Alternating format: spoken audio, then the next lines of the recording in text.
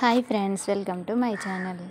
నేను ఈరోజు మీ అందరికీ ఇలా మెడిసిన్స్ అనేటివి డబ్బాలో పెట్టుకుంటూ ఉంటాం కదండి. అలాంటివి మనకి అవసరం ఉన్నప్పుడు ఏ విధంగా యూస్ చేసుకోవద్దు అని చెప్పుకుంటూ ఉంటాం. చాలామంది ఏంటంటే పడుకునేటప్పుడు మనకి ట్యాబ్లెట్స్ అనేటివి గుర్తొస్తాయి. అయ్యో ఎలాగా ఏమీ అనుకుంటారు. అలాగే ఇలా వేస్ట్ అయిపోయిన పర్సన్ అనేటివి పడేయడానికి చాలా యూజ్ చేస్తారు. అలా కాకుండా ఈ విధంగా పనికొచ్చే పర్స్ని పనికొచ్చేటట్టుగా మనం ఉపయోగించుకోవచ్చు. అది ఏ విధంగా ఉపయోగించుకోవచ్చు ఏంటి అసలు అనేది ఇప్పుడు చెప్తానండి. ట్యాబ్లెట్స్ అన్నింటినీ ఈ విధంగా పర్స్లో పెట్టేసాను. మనకి ఏ విధంగా పడుకునేటప్పుడు ఏ ట్యాబ్లెట్స్ అయితే వేసుకోవాలి అనుకుంటారో ఆ ట్యాబ్లెట్స్ని మాత్రం ఈ విధంగా పెట్టేసుకోండి. పెట్టుకున్న తర్వాత ఈ విధంగా డబల్ టేప్ చాలా వరకు ప్రతి ఒక్కరి ఇంటిలోన డబల్ టేప్ అనేది ఉంటుంది. లేని వాళ్ళు ఇది చాలా తక్కువ రేట్ అండి. కొనుక్కొని ఈ విధంగా రెండు వైపుల స్టిక్కర్స్ చూశారు కదా. నేను ఇక్కడ ఏ విధంగా అయితే చూపిస్తున్నానో ఆ విధంగా స్టిక్కర్ తీయండి. చాలామంది ఒక డబ్బా అనేది మందులకు పెట్టుకుంటే చాలా మంచిదండి. అలాగే జ్వరంవి అలాగే కొన్ని టాబ్లెట్స్ అనేటివి జాగ్రత్తగా ఉంచుకోవాలి. ఎందుకంటే మనకు అవసరానికి అవి ఏ రాత్రి అప్పుడు ఏదైనా అవసరం అంటే వెళ్ళలేం కాబట్టి అన్నీ ఒక డబ్బాలో స్టోర్ చేసుకొని ఉండిపోవాలి. అవి కూడా ఎక్స్పైర్ అయిపోయి లేనిది కూడా చూసుకుంటూ ఉండాలి. ఈ విధంగా డబల్ టేప్ పెట్టి ఈ విధంగా చక్కగా అతికించేయాలండి. ఇగోండి నేను ఇక్కడ ఏ విధంగా మంచానికి అతికించానో అదేవిధంగా మీరు కూడా ఈ విధంగా మంచంకి అతికించేసుకోండి చక్కగా. ఇగోండి ఇప్పుడు దీన్ని ఈ విధంగా నేను ఒక చేత్తో ఫోన్ తీసుకోవడం వల్ల నేను ఒకటే చేత్తో జిప్ అనేది ఓపెన్ చేస్తున్నా. చూడండి, ఒక్క చేత్తో జిప్ ఓపెన్ చేసినా సరే అది ఏ మాత్రం పడిపోలేదు.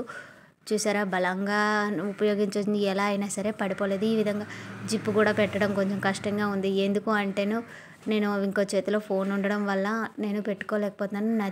మీరేమో రెండు చేతులతో కూడా ఉపయోగించవచ్చు. మీరు అనుకోవచ్చు, ఓ ఇది పడిపోతుందేమో అందుకని చెప్పేసి ఆమె పెట్టలేదు జిప్పు అని.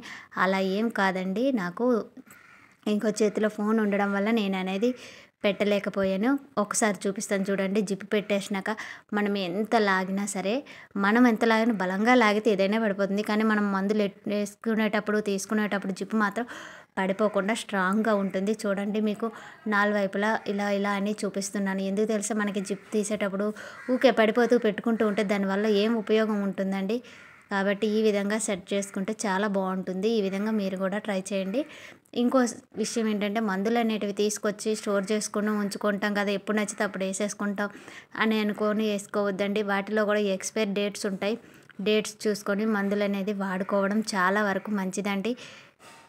ఇకపోతే తదుపరి చిట్కా ఇంకొకటి ఏంటంటేను, మనం చాలామంది పిన్నీసులు అనేటివి వాడుతూ ఉంటాం కదండి. అలాగే ఈరోజు కూడా పిన్నీసులతో మనకి ఒక ఉపయోగకరమైన చిట్కా చూద్దామండి. ఇప్పుడు డ్రెస్సులు ఉంటాయి, అలాగే చీరలకు కుచ్చులకు పెట్టుకుంటాం పిన్నీసులు. చిన్నపిల్లల డ్రెస్సులకు పెడతాం, అలా పెడుతూ ఉంటాం కదండి. పెట్టిన తర్వాత పిన్నీసులు ఎక్కడ పడితే అక్కడ పడేసినా లేకపోతే ఒక డబ్బాలో మనం ఎంత జాగ్రత్తగా చూసినా సరే పిన్నీసులు అనేటివి తుప్పు పట్టిపోవడం జరుగుతాయి. అయితే మనకు ఆ విషయం తెలియదు. కొన్ని తుప్పు కనిపిస్తాయి, కొన్ని అనేటివి తుప్పు కనిపించదు. ఈ విధంగా పెట్టేటప్పుడు అస్సలు అది దూరదు. మనకు ఏదైనా వస్తువు అవసరం ఉన్నప్పుడు మాత్రమే కనిపిస్తుంది, అవసరం అయిపోయినాక కనిపించదు. ఇదిగోండి, ఈ విధంగా తుప్పు పట్టిపోతే ఇలా ఉంటుంది. మనం తీసేటప్పుడు కూడా పోగులు వచ్చేస్తాయి. చీర నాశనం అయిపోతుంది, డ్రెస్ నాశనం అయిపోతుంది. అలా కాకుండా మనం ఎంతో చక్కగా దీన్ని సరి చేసుకోవచ్చండి. ఇప్పుడు పిన్నీసులు కొనుక్కుంటే అయిపోతుంది కదా అనుకోవచ్చు. పిన్నీసులు కొనుక్కుంటే అయిపోతుంది, మనము సడన్గా కావాలి అంటే మళ్ళీ షాప్కి వెళ్ళాలి రావాలి. అది కాకుండా ఇంట్లో ఉండే మనం పిన్నీసులని అప్పటి మందం సెట్ చేసుకొని పెట్టుకునేటట్టుగా నేను ఒక చిట్కా అనేది మీకు అందరికీ చెప్తానండి. ప్రతి ఒక్కరి ఇంట్లో నెయిల్ కట్టర్ అనేది డెఫినెట్గా ఉంటుంది కదండి. నెయిల్ కట్టర్ని తీసుకోండి. నెయిల్ కట్టర్ తీసుకుంటే ఇగోండి ఎంత టైట్గా పెట్టాల్సి వస్తుంది చూసారు కదండి.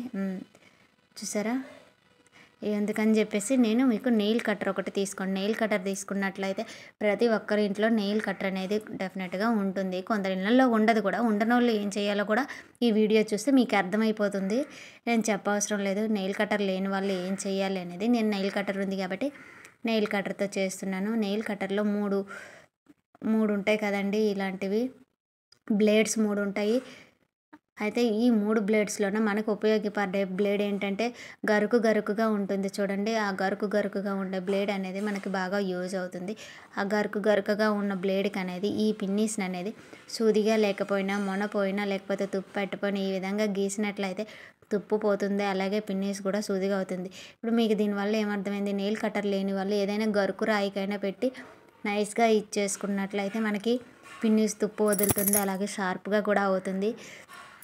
ఈ విధంగా మీరు చేసుకున్నట్లయితే అప్పటి మందం బాగా పనిచేస్తుంది. లేదు కొత్త పిన్నీసులు కొనుక్కుంటానన్నోళ్ళు కొనుక్కోండి. కొనుక్కోకుండా ఇలా యూజ్ చేసుకుంటాం అనుకునే వాళ్ళు కూడా యూజ్ చేసుకోండి. ఈ చిట్కా చాలా బాగా ఉపయోగపడుతుంది. కొత్తగా నా ఛానల్ని చూసిన వాళ్ళైతే నా ఛానల్ని సబ్స్క్రైబ్ చేసుకోండి. మా వీడియో మీకు నచ్చినట్లయితే లైక్ చేయండి. చూడండి వీటికి తుప్పు పోయింది, అలాగే సూదిగా కూడా ఉన్నది.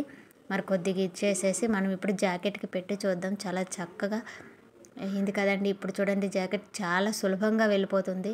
చీరలు కూడా ఖరాబ్ అవ్వవు. చూసారు కదండి ఎంత సులభంగా వెళ్ళి వస్తుందో. ఈ విధంగా మీరు కూడా మీ ఇంట్లో ఈ చిట్కాని ట్రై చేయండి. అవసరం టైంలో చాలా బాగా ఉపయోగపడుతుంది. దీన్ని బట్టి మరొక చిట్కా చెప్తానండి. అది కూడా మనకి చాలా అంటే చాలా బాగా ఉపయోగపడే చిట్కా. ఇగోండి కమ్మలు ఉన్నాయి కదండి. చూడండి మేమన్నీ కమ్మలన్నీ చిన్న బాక్సుల్లో పెట్టుకుంటూ ఉంటాం. మీరు కూడా ఒక బాక్స్లో పెట్టుకుంటూ ఉంటారు. ఈ కమ్మ చూడండి చాలా ముద్దుగా ఉంటుంది కదండి.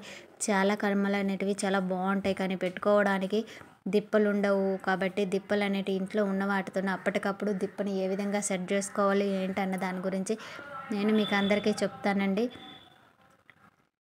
ఇగోండి ఇవన్నీ కమ్మలు.